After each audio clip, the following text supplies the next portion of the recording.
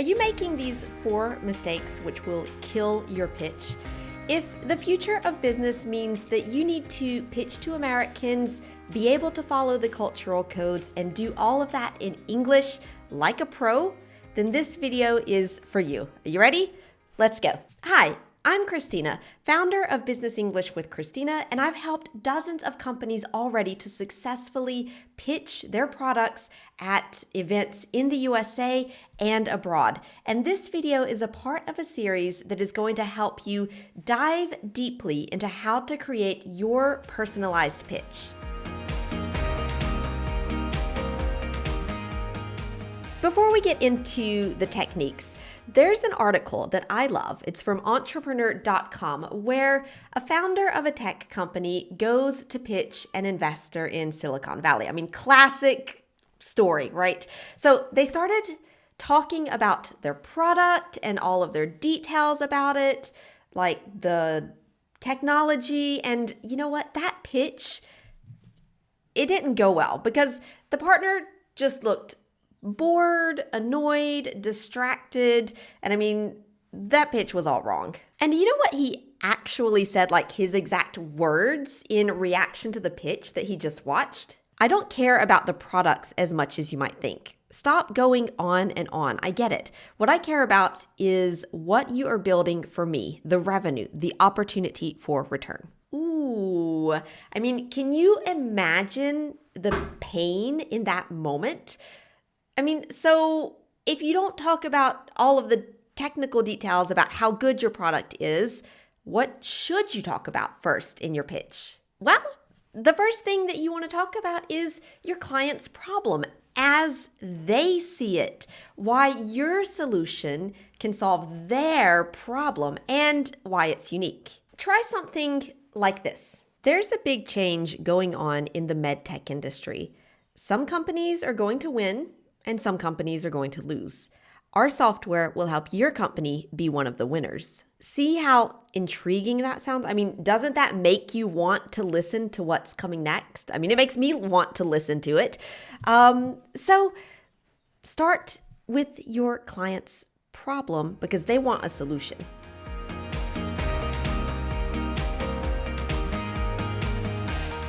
All right, mistake number 2. When you're nervous, does your voice stay low and calm, or does it get high? Do you speak slowly, or do you speak way too fast because you're nervous and you're trying to put everything into a 1-minute pitch? Good thing there's subtitles. Anyway, here's a quote from the Harvard Business Review on how to deliver your pitch. Before people decide what they think of your message, they decide what they think of you. So you need to connect with your audience before you share your solution. And according to Harvard Business Review, your body language, intonation, and voice matter a lot. And yes, native speakers have to work on this too. It's not a question of English being your native language or not. It's a question of working on these things so that your pitch does what you want it to do, which is probably get someone to sign up for your program, to invest in your product, to maybe contact you just to know more. Whatever your goal is, you want your pitch to reach that goal. And this is something that we often spend time with our clients working on, helping them how to make that connection first. And here's a couple of strategies, but notice that none of these strategies have anything to do with your English level, your accent, or anything like that. You want to show warmth and confidence with open body language and posture, not like this or hands in your pocket, none of that. Also, a little bit about how high or low your voice is, your intonation, which is dynamic. Now that does come back a little bit to your English, but it's not your English level. It's how you use your voice. And like I said, this is something that native speakers also have to work on. How fast are you speaking? Again, native speakers, we do this. It's a natural reflex, I would say, when you're nervous to speak fast. And that's if English is your native language or not. So for all of that, consider recording yourself and watching yourself. Like make a video of yourself or practicing with a colleague or a coach who can give you feedback. But honestly, as painful as it is, making a video of yourself and watching it is a great way to see how others see you. And I mean, I'm speaking from experience here. 5 years, YouTube video every week. You'll get used to seeing yourself on camera, I promise.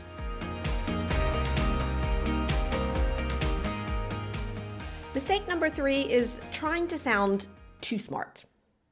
Yeah, I know. This sounds counterintuitive for a lot of cultures, but remember, Americans are often focused a lot more on emotional intelligence rather than intellectual intelligence, at least at the beginning in the pitch stage. Now, for example, I have seen a lot of my clients here in France who want to show off their intelligence. And I don't mean that in a bad way. I mean, they're doing it because they want to use their intelligence as a form of credibility, to reassure the other person, to show that they have the education and the background, to do their job. But what happens is if you are putting all of that out there, it can look arrogant to an American audience because it's almost like you're saying, look at how smart I am, look at how intellectual I am. And that's why working on your emotional intelligence, your EQ and not your IQ, it's a big topic in a lot of American business publications. And over on the blog, I've actually got lots of fantastic resources on how you can use your EQ, your emotional intelligence, your emotional quotient to improve your sales. Now, of course, that article, it's for an American audience, but hey, if you're trying to do business with Americans. So anyway, to improve your pitch right now, you can ask yourself these questions. Am I nervous? And am I thinking about myself and what I want? Or my product and the technical details? Am I focused on my audience? Who are they and what do they need? How can I shift my focus from myself and my product to the needs of my audience? And do you know what most of my clients find when they make this shift in their focus? Everything changes when you stop paying attention to things that don't matter, like perfect English, perfect grammar, how smart you sound, all of those little technical details about your product, how it works, how much it costs, etc. And you focus on what matters instead, who you're talking to, and how you can help them. So, if you want to learn more about how you can adapt your pitch to your audience specifically, be sure to come back for the next lesson on this special series. And if you'd like an invitation to my next live, free, interactive workshop on topics like this, go ahead and sign up to my newsletter so that you get your invitation. If you don't use it, you lose it. And here's how you can start thinking about and using what you've learned in today's lesson. In the comments below, tell me about how you feel when you think about pitching to Americans. Maybe you've done it. Share your story with us, whether it was great or not so great. It's part of the learning process. There is no shame in making mistakes.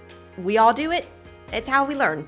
Or if you haven't done it, maybe you're thinking about it, what are your questions that you have? Put them in the comments so I can answer them.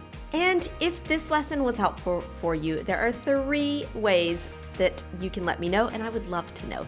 You can give this lesson a thumbs up on YouTube, of course, and subscribe to this channel so that you get all of those future business, English, and American culture lessons. Of course, head over to the blog.